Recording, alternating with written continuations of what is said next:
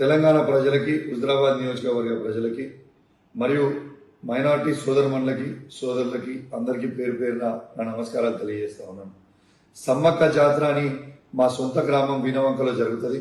ఆ జాతరలో మొక్కులు చెల్లించుకోవడానికి నేను, నా సతీమణి, నా బిడ్డ మరియు మా దళిత మహిళా సర్పంచ్ గారు మొక్కులు చెల్లించుకోవడానికి పోవడం జరిగింది. ఆడ మేము మొక్కులు చెల్లించుకున్న సందర్భంలో రేవంత్ రెడ్డి గారి ఆదేశాలతోని ఈడ ఉన్న మా జిల్లాలో ఉన్న సిపి గారు మరియు హుజరాబాద్లో ఉన్న ఏసీపీ గారు, జమ్మికుంట రూరల్ సిఐ గారు ఏ విధంగా మమ్మల్ని అవమానపరిచిండ్రో, ఏ విధంగా గద్దెల మీద నుంచి ఈడ్చుకపోయారో మీ అందరూ కూడా చూసారు.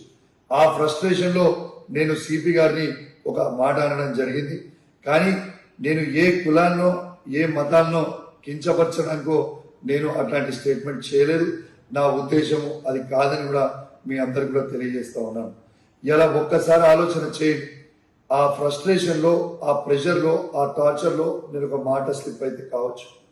కానీ నేను వాళ్ళందరికీ కూడా దానివల్ల ఎవరికన్నా వాళ్ళ మనోభావాలు దెబ్బతినుంటే వాళ్ళని నేను పర్సనల్గా అపాలజైజ్ చేస్తూ సెలవు తీసుకుంటా ఉన్నాను.